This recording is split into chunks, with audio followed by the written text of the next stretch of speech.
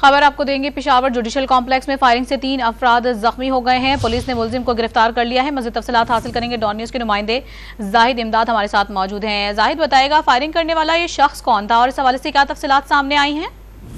جی بالکل، جو متعلقہ ایس پی ہے اس حوالے سے ان سے ہماری بات ہوئی، ان کے مطابق یہ فائرنگ کا واقعہ پیش آیا ہے جوڈیشل کمپلیکس کے قریب، اور یہاں پر جو ہے فائرنگ کے نتیجے میں جو ابتدائی طور پر 3 افراد جو زخمی ہیں ان کا بتایا جا رہا ہے، تاہم پولیس نے جو فائرنگ کرنے والے ایک ملزم کو گرفتار کر لیا ہے۔